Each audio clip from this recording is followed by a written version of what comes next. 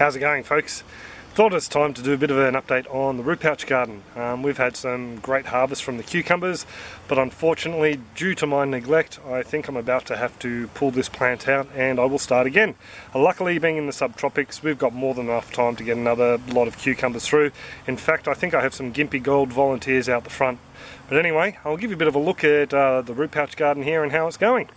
Start off with the cucumbers, absolutely decimated over the last 3 or 4 days by one pest in particular. See if I can find him. Oh, I've just got to move a barrel. Here we go, up the back here. This little blighter, it's a caterpillar and I think it belongs to a moth. Now these guys, 3 or 4 days ago, there was 1 or 2 little leaves that had a little bit of damage on it. Looks something like that, and now as the caterpillars have grown, they've just absolutely decimated, especially down the bottom here. Now we do have a few other pests on here as well, bit of a trifecta going. We have these little guys down in here. We have the 28 Spot Ladybug. The larvae and the adult beetle will also feed on the greenery of the leaves. They like eggplants, zucchini, cucumbers, tomatoes. I haven't really seen them on, but I have seen them on potatoes.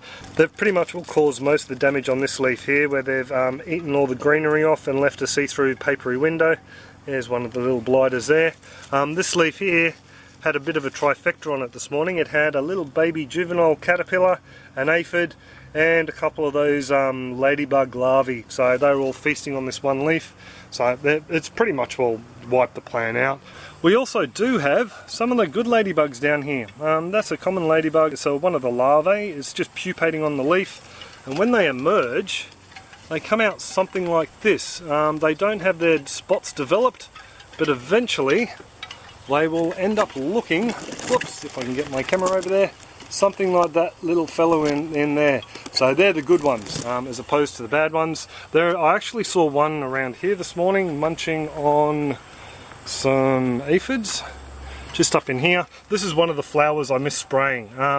The other day I posted a post on Facebook mentioning how I was dealing with these guys.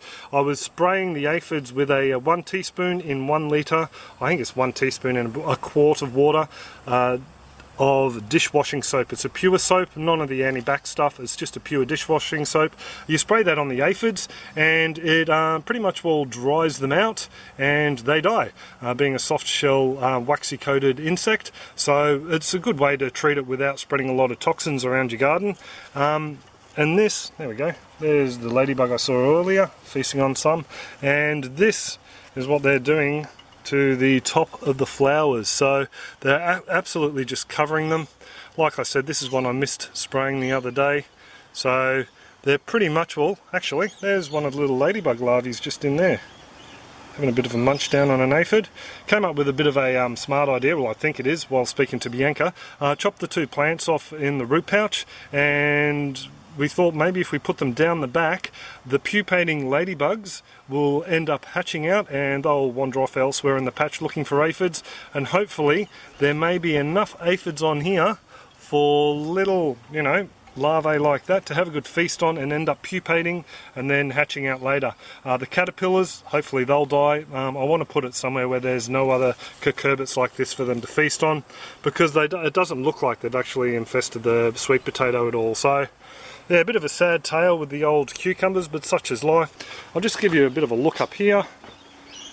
We've been getting a lot of flowers. This one's starting to close up. I'll give you a bit of an idea of what they look like. We've been getting a couple of flowers open up every day, and that's from this sweet potato.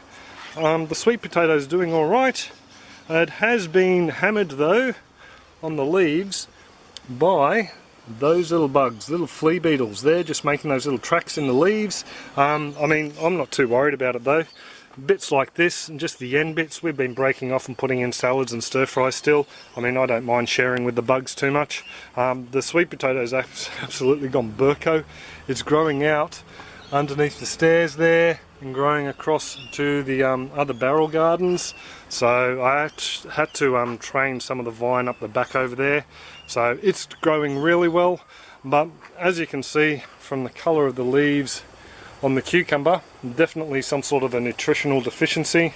The sage has been going all right down the bottom here. This basil This basil, yeah, it's been going alright. I don't really like this basil. It's not a sweet basil. It doesn't have the tender sweet basil leaves, very leathery, a little bit more of a pungent flavour. Bianca's been coming down and tipping half the bush and not tipping the other half, just trying to see if it does make it bitter. I personally can't tell. We've been using a lot of this in salad. We just throw the leaves in salads and eat them as a green rather than making pesto. We have been getting a whole heap of caterpillars come and make little nests in here, and they chew the greenery off the leaves and then move on to another leaf. So whenever I see them, I just come along here and squish the leaf, and hopefully that takes care of any caterpillars in there. So yeah, hopefully they won't spread too far. I don't really want to spray the plants if I can get away with it. Normally I'd use a BT spray. Over here in Australia it's called Nature's Way Dipel, I think, put out by one of the larger corporations. I'm really trying not to buy insecticides this season. I haven't even sprayed neem yet that I can think of. So yeah, down here we have a couple of rescue plants.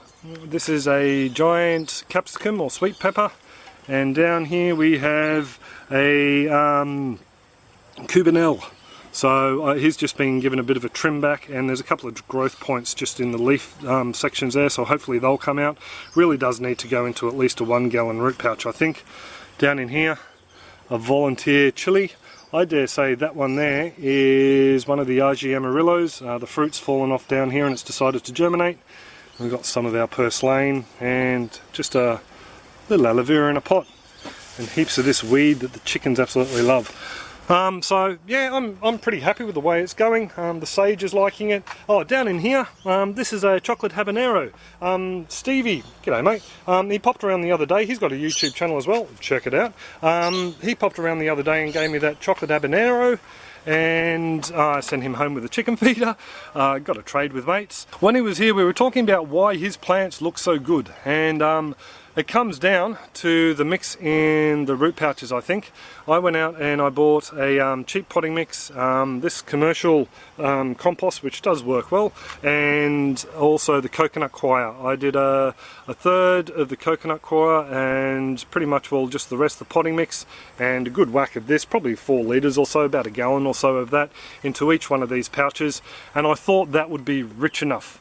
I think I might have actually put some of our own compost in there as well, and I thought that would be rich enough. Now, obviously, it hasn't worked too well with these cucumbers. Now, Stevie, he was telling me that he uses the same brand potting mix that I buy, but he uses the premium product. It's a little bit more expensive. So what I might do is, when I pull these guys out, I might fill it up with some of that premium mix. I might run down and get some later on this afternoon or tomorrow, and we'll try all over again.